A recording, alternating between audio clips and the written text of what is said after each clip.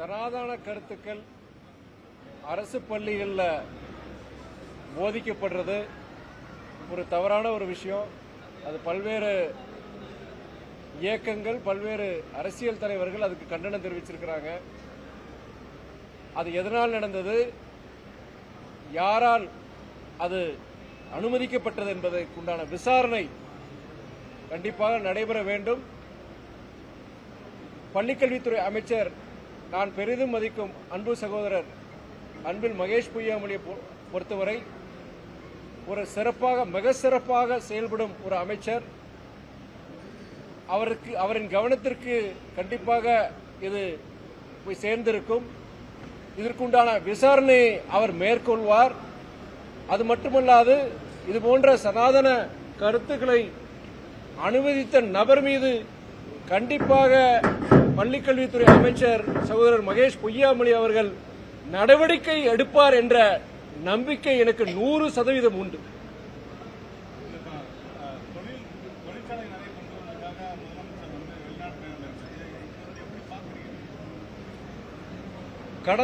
கடந்த காலத்திலும் கூட ஆட்சி பொறுப்புக்கு வந்தது பின் ஜப்பான், ஸ்பெயின் போன்ற நாடுகளுக்கு சென்று தமிழ்நாட்டுக்கு கிட்டத்தட்ட பலாயிரக்கணக்கான கோடிகளில் முதலீடுகளை நம்முடைய முதலமைச்சர் அண்ணன் தளபதி அவர்கள் கொண்டு வந்துள்ளார். சென்னையில் குளோபல் இன்வெஸ்டர்ஸ் மீட், உலக முதலீட்டாளர்களின் சந்திப்பு மாநாடு அது நடைபெற்று கிட்டத்தட்ட 10 லட்சம் கோடி முதலீடுகள் கொண்டு வரப்பட்டன. அதில் கிட்டத்தட்ட ஒரு 30 விழுக்காடு இன்று செயல்பாட்டுக்கு வந்ததாக எனக்கு தகவல் வந்தது. முதலமைச்சர் அண்ணன் தளபதி அவர்கள் அமெரிக்காவிற்கு கிட்டத்தட்ட 2 வார சுற்றுப்பயணம் சென்று அங்கு இருக்கின்ற முதன்மையான நிறுவனங்கள் மைக்ரோசாப்ட், கூகுள், ஆப்பிள், பேபால் போன்ற பல நிறுவனங்களுடன் அதன் அதிகாரிகளை சந்தித்து தமிழ்நாட்டில் சென்னையில் மட்டுமல்லாது கோவை, மதுரை போன்ற நகரங்களிலும் முதலீடுகளை கொண்டுவதற்கு உண்டான முயற்சியை அவர் எடுத்துள்ளார். இன்றைய காலை செய்தியில் ஒரு பன்னாட்டு நிறுவனம், அமெரிக்காவை சார்ந்த நிறுவனம் 2000 கோடி முதலீடை செய்வதற்குண்டான MOU, மெமராண்டம் ஆஃப் அண்டர்ஸ்டாண்டிங், அதில் கையெழுத்திட்டுள்ளனர். அவருடைய இந்த அமெரிக்க பயணம் தமிழ்நாட்டிற்கு முதலீடுகளை கொண்டு வந்து அதன் மூலம் பல லட்சக்கணக்கான இளைஞர்களுக்கு ஒரு வேலை வாய்ப்பை உருவாக்கிடும் இந்த முயற்சி ஒரு மிகப்பெரிய வெற்றியை பெற்றுள்ளது என்பதை இந்த பிரஸ் மீட்டை நான் தெரிவிச்சுக்கிறேன்.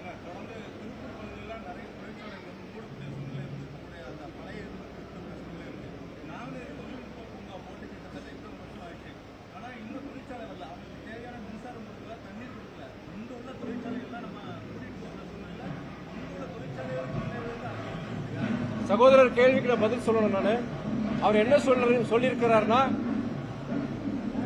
ஏற்கனவே தமிழ்நாட்டில் இயங்கக்கூடிய பல தொழிற்சாலைகள் மூடிட்டு இருக்கும் பொழுது அந்த தொழிற்சாலை இயங்க முடியாத ஒரு சூழ்நிலை இப்ப இருக்கு. அப்படி இருக்கும் பொழுது புதிய அந்த முதலீடுகளை கொண்டு வர என்ன பயன்? இருக்கிற தொழிற்சாலை இன்னைக்கு நிறைய மூடி இருக்காங்களேங்கிற ஒரு கேள்வி கேட்டிருக்கிறாரு. அதற்கு ஒரு உதாரணம் சொல்லணும்னா, திருச்சி நாடாளுமன்ற தொகுதி பிரச்சாரத்தின் பொழுது அந்த திருச்சி தொகுதியில் உட்பட்ட பல பகுதியில் நான் வாக்குகள் கேட்டு போகும் பொழுது பல தொழிற்சாலைகள் மூடப்பட்டதை நான் கண்கூடாக நான் கண்டேன்.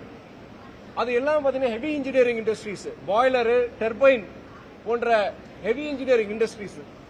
இந்த ஹெவி இன்ஜினியரிங் இண்டஸ்ட்ரீஸ் பொறுத்த வரைக்கும் இன்னைக்கு வந்து கோல் பேஸ்ட் அதாவது நிலக்கரியை வைத்து அதோட முதலீட்டாக வைத்து அதுல இருந்து மின்சாரத்தை தயாரிக்கக்கூடிய இது வந்து இன்னைக்கு குறைஞ்சிட்டே வரும். உலக நாடுகளில் குறைஞ்சிட்டு இருக்கு. இந்தியாவிலேயும் சமீபத்தில் அதுக்குண்டான இது குறைஞ்சதுனால அந்த பாய்லர், டர்பைன் அந்த இண்டஸ்ட்ரி பொறுத்த ஒரு பின்னடைவு ஏற்பட்டது.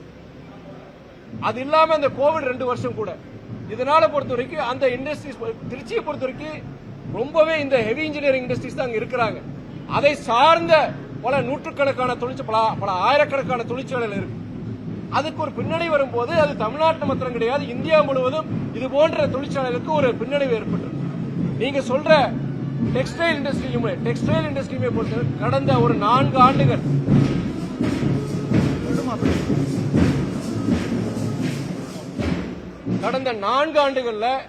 டெக்ஸ்டைல் இண்டஸ்ட்ரி பொறுத்த வரைக்கும் தமிழ்நாடு மாத்திரம் இந்தியா முழுவதும் பல பிற மாநிலங்கள் கூட அதுக்கு ஒரு பின்னடைவு ஏற்பட்டிருக்கு. ஒரு குளோபல் ரிசெஷன் நடந்துட்டு இருக்கு. குளோபல் ரிசெஷன் நடந்துட்டு இருக்கும்போது இந்தியாவிலுமே சில தொழிற்சாலைகள் ஒரு மூட வேண்டிய சூழ்நிலை, ஒரு பின்னடைவை சந்திச்சிட்டு இருக்கு. ஆனா இப்போ நம்ம நான் சொன்ன இண்டஸ்ட்ரீஸ் எல்லாம் பார்க்கும்போது அமெரிக்காவை சார்ந்த இண்டஸ்ட்ரீஸா இருக்கட்டும், இல்லாட்டி ஐரோப்பாவை சார்ந்த இண்டஸ்ட்ரீஸா இருக்கட்டும், இதெல்லாம் டெக் பேஸ்ட் இண்டஸ்ட்ரீஸ். அதாவது இன்றைக்கு டெக்னாலஜியை சார்ந்த சில தொழிற்சாலைகள், அது குறிப்பா நீங்க தமிழ்நாட்டில் பொறுத்த வரைக்கும் இன்னைக்கு ஒயிட் கலர் ஜாப்ஸ், அதாவது அதாவது இன்ஜினியரிங் படிச்ச கிராஜுவேட்ஸ் அவங்களுக்கு வந்து இன்னைக்கு வேலை வாய்ப்பு உருவாக்குறதுக்கு ஒரு பெரிய ஒரு வாய்ப்புகள் உருவாயிருக்கு. இதே நேரத்தில் அந்த ப்ளூ கலர் ஜாப்ஸ் சொல்லுவாங்க, அதாவது லேபர் போன்றதுல அது வந்து ஹெவி இன்ஜினியரிங் இண்டஸ்ட்ரீஸ். அது பொறுத்த வரைக்கும் இன்னைக்கு நம்மளுடைய நிறைய இடங்களை பொறுத்த வரைக்கும் வேலைக்கு ஆள் கிடைக்க மாட்டேன்னு சொல்றோம். வடநாட்டில இருந்து நபர்களை வந்து வேலைக்கு கொண்டு வந்து வேலை டெக்ஸ்டைல் இண்டஸ்ட்ரி நிறைய இண்டஸ்ட்ரி இப்படி ஆயிப்போச்சு. தமிழ்நாட்டில் இருக்கிற படித்த இளைஞர் அந்த வேலைக்கு போறதுக்கு தயார் கிடையாது. அவங்க எல்லாருக்குமே அந்த டெக் பேஸ்ட் இண்டஸ்ட்ரீஸ் போய் வேலை செய்யறதுக்கு வாய்ப்பு தேடிட்டு இருக்காங்க.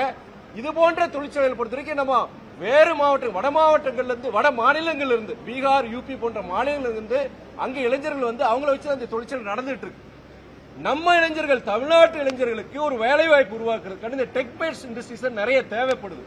அதனால இந்த முயற்சி பொறுத்த வரைக்கும் தமிழ்நாடு முதலமைச்சருடைய முயற்சி ஒரு நல்ல முயற்சி, காலத்துக்கு ஏற்ற ஒரு முயற்சி தான் சொல்லுவேன். அதே நேரத்தில் சகோதரர் நீங்க சொன்ன கேள்வி இருக்கு இல்லையா, கண்டிப்பா டெக்ஸ்டைலா இருக்கட்டும், இல்ல சொல்லி முடிச்சிடறேன் சகோதரர், நான் சொல்லி முடிச்சு நீங்க அதுக்கப்புறம் சொல்லுங்க. அதாவது நீங்க சொல்ற அந்த சில இங்க நாங்குநேரில் இருக்கிற அந்த பார்க் சொல்றது, அதாவது இந்த மாதிரி heavy engineering industries, textile industries சில இஷ்யூஸ் இருக்கு. அது ரிசெஷன் மாத்திரம் கிடையாது, அவங்களுக்கு பவர் ரிலேட்டட் சில இஷ்யூஸ் எல்லாம் இருக்கு, எனக்கு தெரியுது. அதையும் பொறுத்த வரைக்கும் அரசாங்கம் கண்டிப்பாக கவனம் சார்த்த வேண்டும், கண்டிப்பாக கவனத்தில் கொள்ள வேண்டும். எனக்கும் சில நிறைய பரிந்துரைகள் வந்திருக்கு, கண்டிப்பா சார்ந்த அமைச்சர்கள் கண்டிப்பா நான் பேசுவேன்.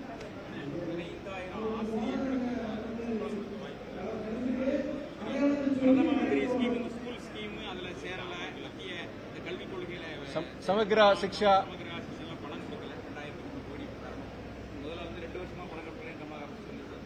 அமைச்சர் தர்மேந்திர பிரதான் இல்ல கடந்த இது வரைக்கும் கொடுக்கணும்னு அவங்க கையெழுத்து போட்டாங்கன்னா கொடுக்க தயாரா இருக்கும்னு சொன்னாரு. தமிழக அரசு 15,000 பேருக்கு சம்பளம் கொடுக்க வாய்ப்பு சொல்றாங்க. இது பல்வேறு திட்டங்களுக்கு நம்ம பணம் செலவழிச்சுட்டு இருக்கோம். சென்னையில கார் ரேஸ் உட்பட அப்படின்னு விமர்சனங்கள் எழக்கூடிய நிலையில ஆசிரியர்களுக்கு சம்பளம் கொடுக்கல, மாணவர்கள் நலன் பாதிக்கப்படக்கூடிய விஷயங்களை எப்படி பார்க்கிறீங்க? ஒன்றிய அரசுடைய கோரிக்கை என்னவென்றால், அந்த PM ஸ்ரீ அந்த திட்டத்தின்படி, அந்த திட்டத்தில் வந்து தமிழ்நாடு கையெழுத்திட வேண்டும் சொல்றாங்க. அதுல வந்து நேஷனல் எஜுகேஷன் பாலிசி NEP 2020 வந்து அது சார்ந்ததுதான் PMC ஸ்கூல்ஸ். NEP இல்லாம PMC வந்து செயல்படுத்த முடியாது. தமிழ்நாடு பொறுத்த வரைக்கும், பள்ளிக்கல்வித்துறையை பொறுத்த வரைக்கும் நம்முடைய முதலமைச்சருடைய நிலைப்பாடு என்னன்னா, முதலமைச்சருடைய நிலைப்பாடு மாத்திரம் கிடையாது, பாஜகவை தவிர்த்து அனைத்து தமிழ்நாட்டு இயக்கங்கள், பெரும்பாலான இயக்கங்கள் பொறுத்த வரைக்கும் நேஷனல் எஜுகேஷன் பாலிசி நமக்கு தேவையில்லை. நம்முடைய பல்வேறு விஷயங்களை நம்ம அதுக்கு வந்து நமக்கு அதில் முரண்படுறோங்கிறது தான் நம்முடைய கருத்து.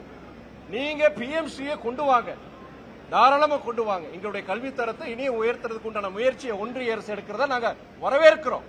அதே வேளையில பல முரண்பாடுகள் இருக்கிற நேஷனல் எஜுகேஷன் பாலிசி வேண்டாம், அதுக்கு ஈக்குவலண்டா, அதற்கு நிகரா இருக்கிற ஸ்டேட் எஜுகேஷன் பாலிசி நாங்க அமல்படுத்துறதுக்கு நாங்க தயாரா இருக்குன்னு சொல்றாங்க. குறிப்பா வந்து என்னன்னா, அந்த நேஷனல் எஜுகேஷன் பாலிசியில பல முரண்பாடுகள், அதுல முக்கியமான முரண்பாடு என்னன்னா, அந்த மும்மொழி கொள்கையை அவங்க வந்து மும்மொழி கொள்கையை கண்டிப்பா அமல்படுத்தணும்னு சொல்றாங்க. நாங்க இருமொழி கொள்கை இருந்தா போதுன்னு சொல்றோம்.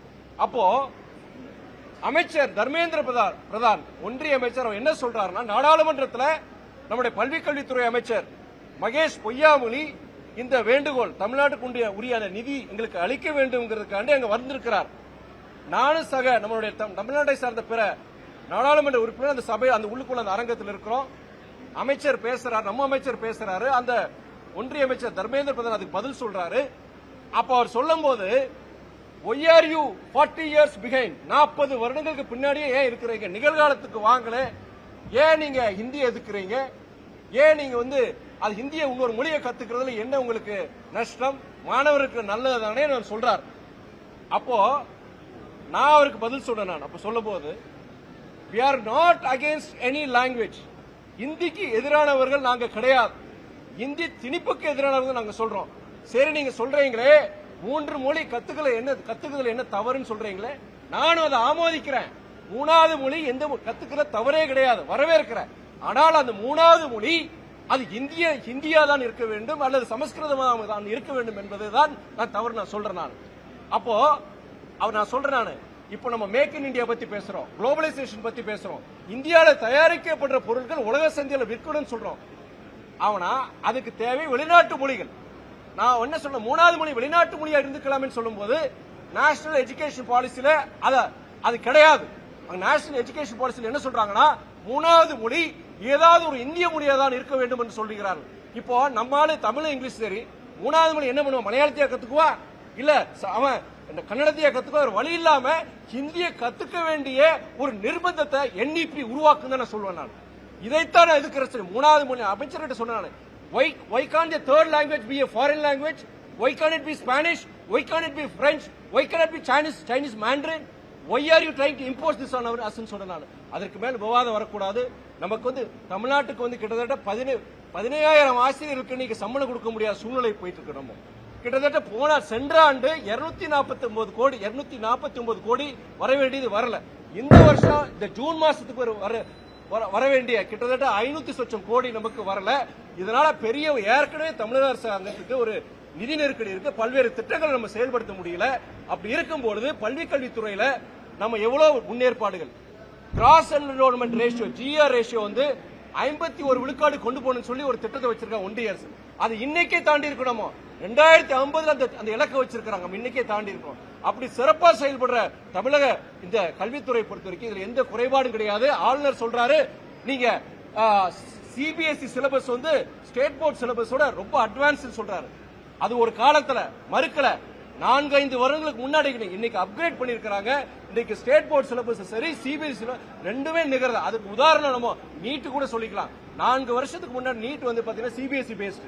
இன்னைக்கு அந்த ஸ்டேட் போர்ட் சிலபஸ் அப்கிரேட் பண்ணதுனால இன்னைக்கு நம்மளுடைய மாணவர்களும் நிறைய பேர் தேர்ச்சி பெறதுக்கு, நீட்ல தேர்ச்சி பெறதுக்கு ஒரு வாய்ப்பா இருக்கு. ராஜா பொறுத்த வரைக்கும் அவரை பற்றி நான் சொல்ல தேவையில்லை. நான் மதிக்கக்கூடிய ஒரு நபர் தான். அவர் சார்ந்த சித்தாந்தங்கள், அந்த சார்ந்த இயக்கத்துக்கு ரொம்ப விசுவாசமானவர், ரொம்ப விசுவாசமானவர். அதே நேரத்தில் அவருடைய சில கருத்துக்கள் பொறுத்தவரை மத அரசியல் சார்ந்த கருத்துக்கள். நீங்க வந்து நான் வந்து ஒரு திராவிட இயக்க நம்ம தமிழ்நாட்டுடைய மாணவர்கள் இளைஞர்களுக்கு நலன் கருதி இங்க இருக்கிற அந்த கொள்கையை பத்தி பேசுறேன். ஆனா குறிப்பிட்ட நபர் பொறுத்த வரைக்கும் அவங்க கல்லூரியில அவங்க நடத்துற கல்லூரியில பொறுத்த வரைக்கும் அவங்க சொல்றது ஒன்று செய்யறது ஒண்ணா இந்த மாதிரி பண்றாங்க. அதை நான் கண்டிக்கிறேன். அதுக்கு நாங்க ஒரு மதிமுக தனி இயக்கம். எங்களை பொறுத்த வரைக்கும் இந்த சித்தாந்தம் எங்களுக்கு இது கூடாது, இது வேணும்னு நாங்க சொல்றோம். நாம சில நபர்கள் அப்படி நடத்திட்டு இருந்தாங்கன்னா அது கண்டிக்கத்தக்கதுதான். அது நீங்க பத்திரிகையாளர் நீங்க எக்ஸ்போஸ் பண்ணுங்க, அதை பத்தி எங்களுக்கு கிடையாது.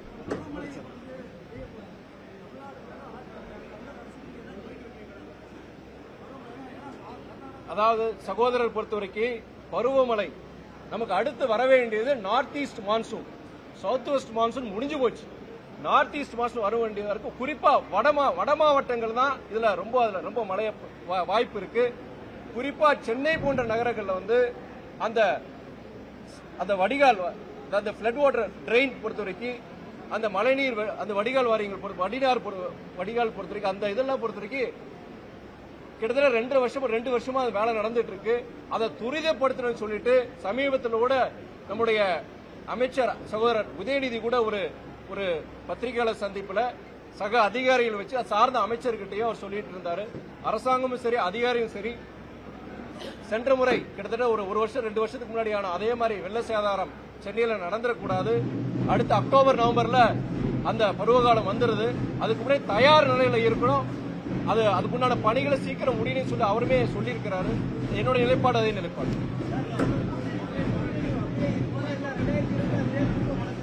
கூட்டணி அப்படியே இருக்குமான்னு கூட்டணி நிலைத்து நிற்கும். கூட்டணியில மாற்றம் இருக்காது.